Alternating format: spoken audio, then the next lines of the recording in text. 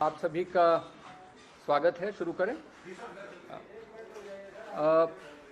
सबसे पहले तो ये बताना चाहूँगा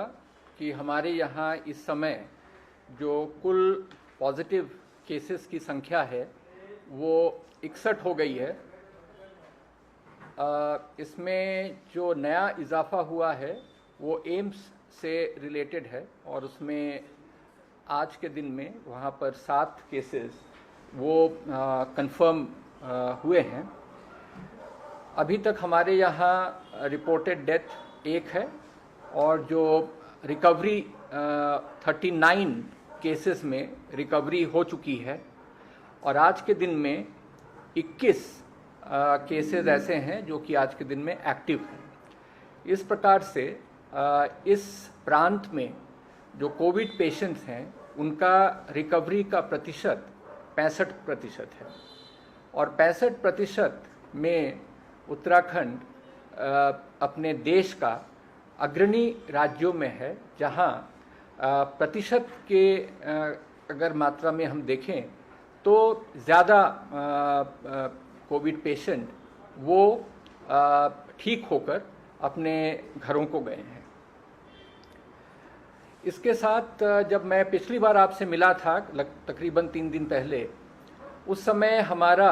डबलिंग रेट, जो इसमें एक बहुत ही अहम मानक होता है जिससे पता चलता है कि हमारे प्रांत में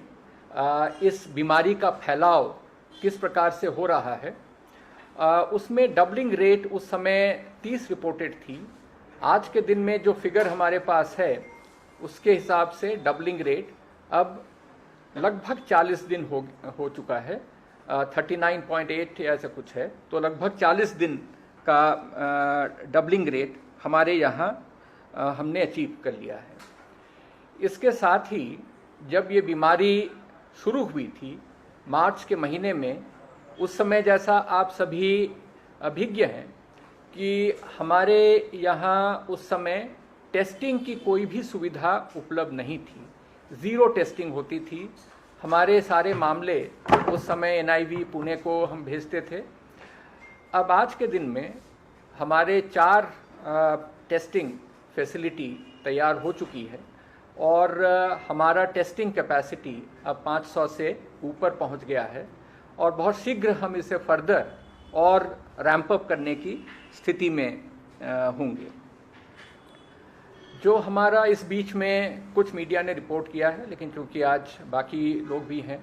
कि 108 का 1 साल पूरा हो रहा है और उसमें जो रूरल एरिया है, हमारे ग्रामीण क्षेत्र हैं, वहाँ पर जो रिस्पांस टाइम है वो जब शुरू में 32 मिनट का था, अब ये घट के 27 मिनट हो चुका है। और अर्बन एरिया में जो पहले 25 मिनट का रिस्पांस टाइम होता था, अब वो घट के 15 मिनट हो गया है। तो हमारा 108 की जो सर्विस है, अब जो मौजूदा व्यवस्था है उसमें ज़्यादा एफिशिएंट हो गई है, ज़्यादा कार्यकुशल हो गया है और ये बहुत जल्दी से पेशेंट्स के पास या कोई व्यक्ति जो कॉल करता है उसके पास पहुंच रहा है। इसके साथ माननीय मुख्यमंत्री जी के द्वारा आज हमारे कई सारे जो गवर्नमेंट हॉस्पिटल्स हैं और डिस्ट्रिक्ट हॉस्पिटल्स हैं उसमें आईसीयू बेड्स हमने वहाँ पर जोड़े हैं। वहाँ वेंटिलेटर्स भी उनके संख्या में इजाफा किया है और जो ऑक्सीजन सप्लाई के लिए बाईपैप की व्यवस्था होती है वो भी हम लोगों ने किया है और बहुत शीघ्र माननीय मुख्यमंत्री जी के द्वारा इसे प्रारंभ कर दिया जाएगा। इसमें मेला हॉस्पिटल हरिद्वार में 10 आईसीयू बेड्स जोड़े जाएंगे, वहाँ 3 वेंटिलेटर भी जोड़े जाएंगे और 4 बाईपैप मशीनें वहाँ पर वो व्यवस्था वहाँ पे की जाएगी। जो कंबाइंड हॉस्पिटल रुड़की है वहाँ भी 10 आईसीयू बेड, 1 वेंटिलेटर और 2 बाईपैप की व्यवस्था वहाँ होगी। बीडी पांडे हॉस्पिटल नैनीताल में 4 आईसीयू बेड्स, 1 वेंटिलेटर और 1 बाईपैप की व्यवस्था होगी। रुद्रप्रयाग में माधव आश्रम गवर्नमेंट हॉस्पिटल, इसमें 6 आईसीयू बेड्स और वेंटिलेटर 4 हमारे 4 होंगे, जिनमें से 1 फिक्स्ड है और 3 पोर्टेबल हैं, और बाईपैप 2 की व्यवस्था वहाँ पे की जाएगी। चमोली डिस्ट्रिक्ट हॉस्पिटल में भी 6 आईसीयू बेड्स, 3 वेंटिलेटर और 5 बाईपैप। डिस्ट्रिक्ट हॉस्पिटल चंपावत में 6 आईसीयू बेड्स, 3 वेंटिलेटर और 2 बाईपैप की व्यवस्था होगी। डिस्ट्रिक्ट हॉस्पिटल पिथौरागढ़ में 6 आईसीयू बेड्स, 3 वेंटिलेटर और 1 बाईपैप, और पौड़ी डिस्ट्रिक्ट हॉस्पिटल में 4 आईसीयू बेड, 1 वेंटिलेटर और 1 बाईपैप, और उत्तरकाशी में 10 आईसीयू बेड, वेंटिलेटर वहाँ पे कुल मिलाकर 3 होंगे, जिसमें से 2 पोर्टेबल हैं और 1 बाईपैप। इसके अलावा जो दून मेडिकल कॉलेज है, इसमें भी 30 आईसीयू बेड्स ये जोड़े जा रहे हैं। तो जो लॉकडाउन में हम लोगों ने इतना त्याग किया, इतनी परेशानी झेली, उसका कुल नतीजा ये हुआ कि इस बीमारी के फैलाव को हम लोग रोकने में काफ़ी हद तक सफल हुए, और जो ये हमें मौका मिला, इसका हमने लाभ उठाते हुए जो हमारी स्वास्थ्य सेवाएं हैं, जो हमारी अवस्थापना है, जिससे कल को अगर ज़रूरत पड़े तो हम यहाँ के जो नागरिक हैं, उत्तराखंड के जो लोग हैं, उनकी सेवा हम बेहतर तरीके से कर पाएंगे, बहुत दृढ़ता के साथ हम कर पाएंगे। इसके साथ मैं ये बताना चाहूँगा कि जो ये तृतीय चरण है, तृतीय चरण का आज दूसरा दिन है। पहले 2 चरण में जो लाभ हमें हुआ, उसका एक उदाहरण हमने आपको दिया है, और आगे हम लोग और भी आपको डेटा देंगे, जिससे कि ये पता चल पाएगा कि जो फर्स्ट फेज़ और सेकंड फेज़ का जो लॉकडाउन है, उसका फ़ायदा उठाकर हम लोगों ने और क्या उपलब्धियां हासिल की हैं। 2 दिन के लॉकडाउन में कल कुछ स्थानों पर ज़रूर भीड़ हुई थी। मैं आपके माध्यम से इस प्रदेश के सामान्य जनों को ये बताना चाहूँगा कि आप सभी का बहुत बढ़िया सहयोग हमें इससे पूर्व में प्राप्त होता रहा है, और आपका ही सहयोग था जिसकी वजह से हमारे जो मेडिकल कर्मी हैं, पुलिस कर्मी हैं और दूसरे प्रशासन के लोग हैं, अलग अलग विभागों के लोग हैं, उनका मनोबल बढ़ा और उन्हें अपने कार्य को बेहतर तरीके से अंजाम देने में उन्हें काफ़ी मदद मिली। मैं सभी से यही निवेदन आज करूंगा कि आगे हमने काफ़ी छूट जो उन्हें प्रदान की है, ये बना रहे। इसके लिए आवश्यक है कि आगे भी जैसा हमने पीछे संयम रखा था, धैर्य रखा था, बहुत ही जिम्मेदारी के साथ हमने इस बीमारी से जो हमारा ये एक युद्ध चल रहा है, उसमें सबका सहयोग प्राप्त हुआ था। तो आगे मैं सभी से ये निवेदन करूंगा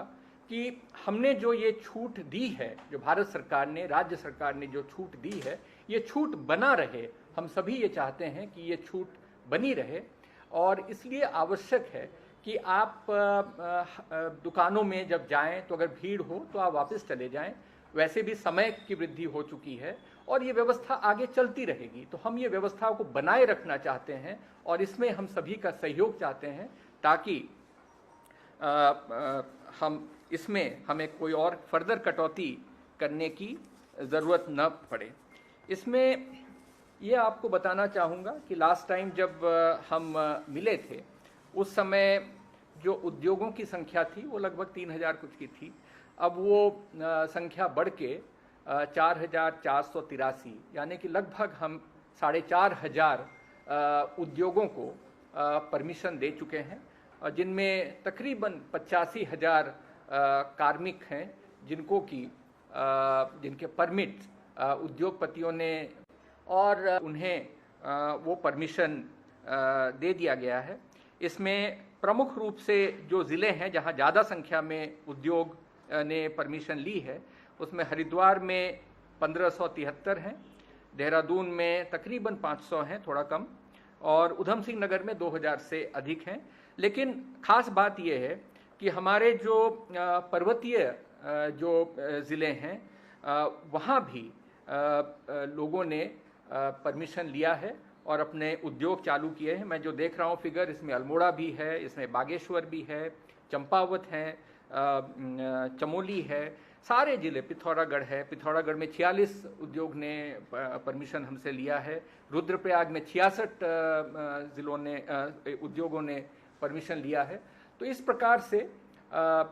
लोग जो उद्योगपति हैं वो सामने आ रहे हैं और वो परमिशन लेकर हमें उम्मीद है कि बहुतों ने खोल भी लिया है और बाकी लोग अपनी योजना बना रहे हैं और जो हमें आभास मिल रहा है कि बहुत जल्दी ये उद्योग भी हमारा प्रारंभ हो जाएगा। इसी के साथ जो एक परेशानी कुछ उद्योगपतियों ने रेज किया था, भारत सरकार के जो पहले के गाइडलाइंस आए थे उसमें ये कहा गया था कि 2 शिफ्टों के बीच में 1 घंटे का गैप होना चाहिए, यानी कि एक शिफ्ट जब चला जाए उसके बाद से दूसरे शिफ्ट के आने के में 1 घंटे का गैप होना चाहिए और जिसमें सैनिटाइजेशन इत्यादि व्यवस्था की जाएगी। सामान्यतः यही व्यवस्था रहेगी, लेकिन हमारे कई सारे कंटिन्यूअस प्रोसेस इंडस्ट्री हैं जो 24 घंटे चलते हैं, जहां जिनका प्रोसेस, जिनकी प्रक्रिया, जिनका कार्य वो रुकता नहीं है। तो उस केस में हम लोगों ने उन्हें कहा है कि वो 12-12 घंटे के शिफ्ट्स भी वो चला सकते हैं। इसके साथ जो भारत सरकार के द्वारा मनरेगा में हम जो उन्होंने शिथिलता प्रदान की है उसका लाभ लेते हुए हमारे सभी 95 विकास खंडों में मनरेगा के कार्य प्रारंभ हो चुके हैं और जो मेरे पास अभी सूचना है इसमें 7,311 कार्य हैं और जिसमें तकरीबन 85,231, तो 7,300 से अधिक और 85,000 से अधिक श्रमिक उनमें ऑलरेडी रजिस्टर होकर अपना कार्य प्रारंभ कर दिए हैं। तो ग्रामीण क्षेत्रों में जो इस प्रकार का मनरेगा से रिलेटेड कार्य है वो भी प्रारंभ कर दिया गया है। आप सभी को पता है कि रूरल एरियाज़ में चाहे इंडस्ट्री हो, चाहे व्यवसाय हो, चाहे कंस्ट्रक्शन हो, उनमें किसी प्रकार की रोक नहीं है और धीरे धीरे हम नॉर्मलसी की ओर दृढ़ता से बढ़ रहे हैं और ये जो हमने आपको कुछ आंकड़े बताए हैं उससे ये प्रतीत होता है कि जो हमारे लोग हैं वो भी आगे आ रहे हैं और इसमें पार्टिसिपेट वो कर रहे हैं। इसके साथ मैं एक सूचना आपको ये भी देना चाहूँगा कि समस्त आंगनबाड़ी केंद्रों में जो हमारी धात्री माताएं हैं, जो हमारे गर्भावस्था में हैं और जो छोटे बच्चे हैं, उनके लिए जो टेक होम राशन होता है वो टेक होम राशन की भी व्यवस्था पहले तो वो आंगनबाड़ी केंद्रों में आकर अपना टेक होम राशन ले जाते थे, लेकिन अभी कोविड के चक्कर में हम लोगों ने उनसे ये कहा है कि वो उन्हें आने की ज़रूरत नहीं है। हमारे जो कार्यकर्त्रीगण हैं आंगनबाड़ी में वो जाकर उन्हें टेक होम राशन उनके घरों में, उनके डोर स्टेप पे उन्हें उपलब्ध कराएंगे। इसमें वो कार्य अब प्रारंभ हो चुका है और 20,067 आंगनबाड़ी केंद्रों में डोर टू डोर जाके लगभग 1,70,000 गर्भवती और धात्री माताओं को और 4,30,000 6 माह से 1 वर्ष के बच्चों को और 1,90,000 से अधिक 3 से 6 साल के बच्चों के लिए टेक होम राशन का वितरण प्रारंभ हो चुका है। और चूंकि वो घर घर में जाकर देना है तो हम उम्मीद करते हैं कि आगामी 1 सप्ताह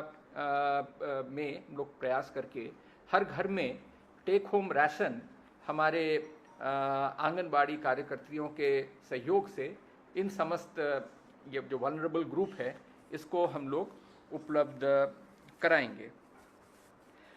जो पिछली बार हमने बताया था कि हमारा प्रोक्योरमेंट का कार्य भी सुचारू रूप से चल रहा है, किसी भी स्थान से ऐसी कोई परेशानी की बात नहीं आई है।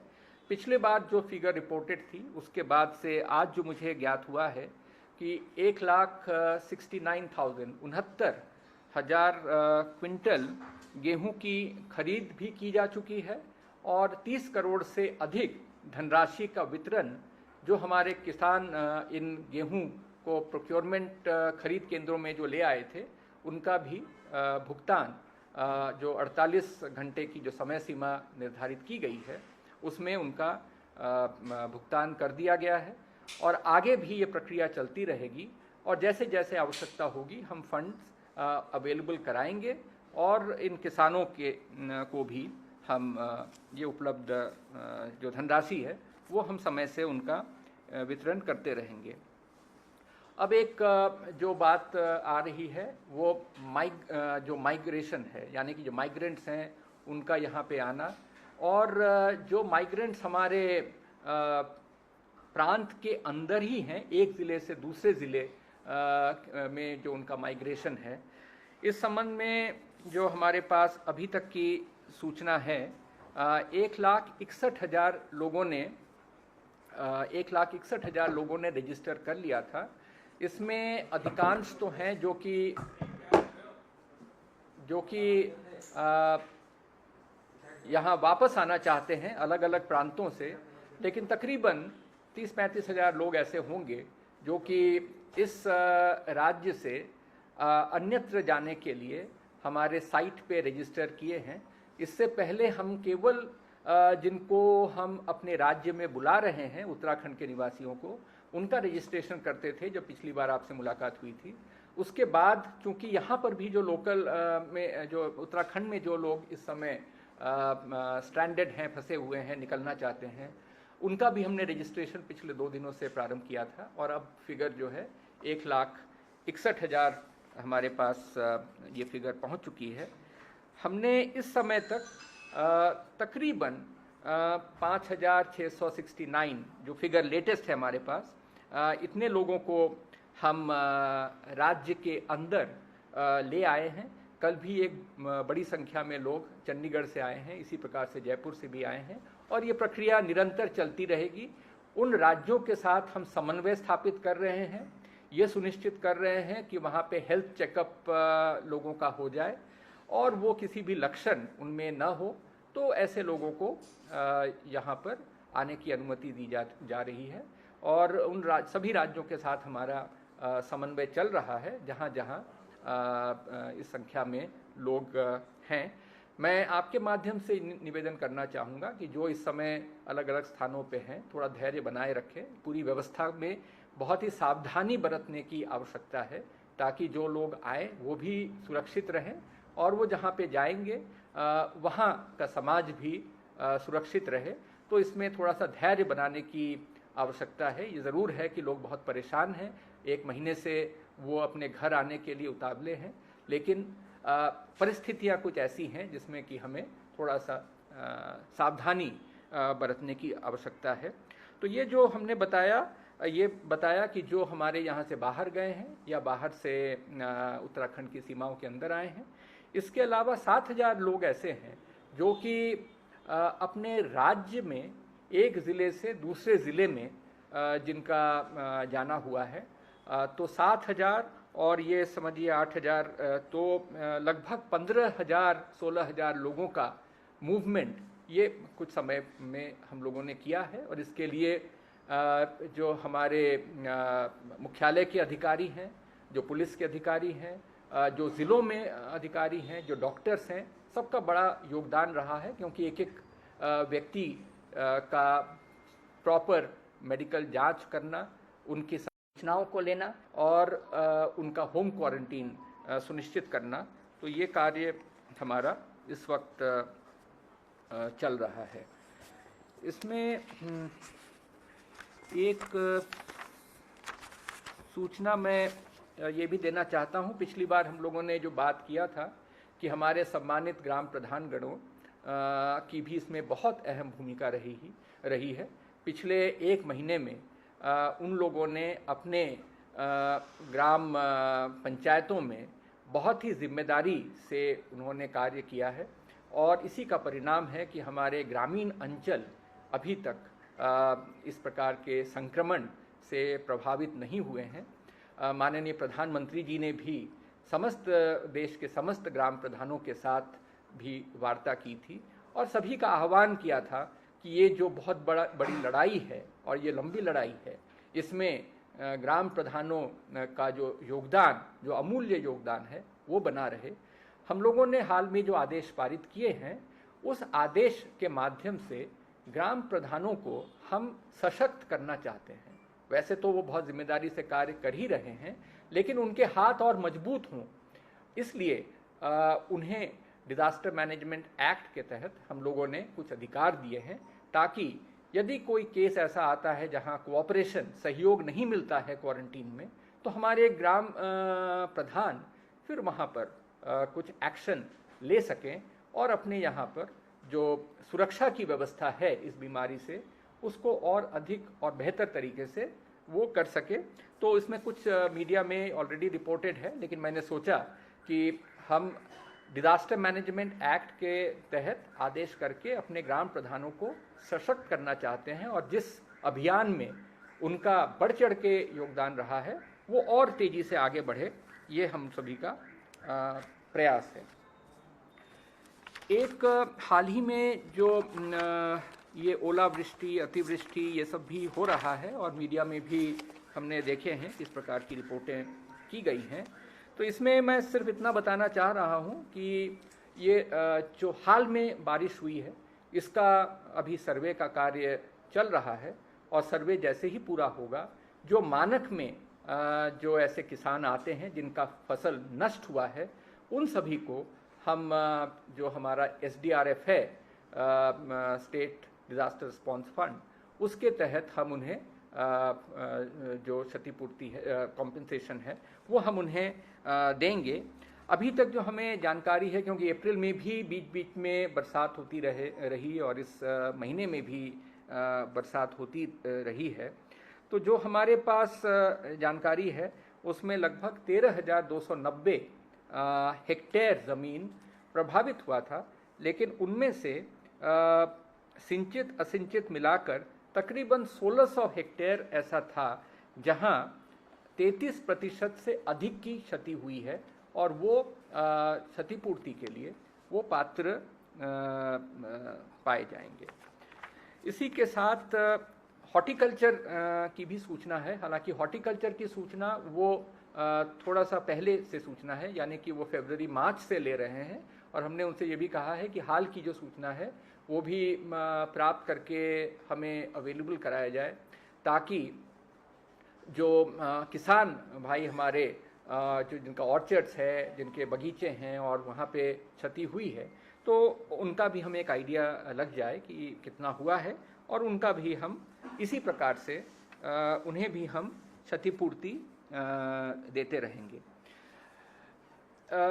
माननीय मुख्यमंत्री जी ने जो हमारे कृषि, बागवानी और एलाइड सेक्टर हैं, यानी कि डेयरी है और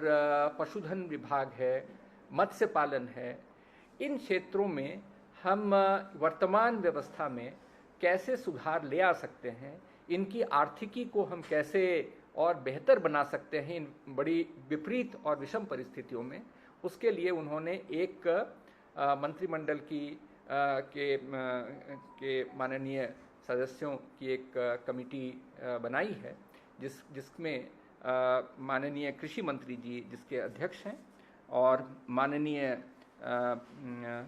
महिला एवं बाल कल्याण राज्य मंत्री जी तथा माननीय उच्च शिक्षा राज्य मंत्री जी, आप इनके सदस्य हैं, और इसके साथ ही मुख्य सचिव और अपर मुख्य सचिव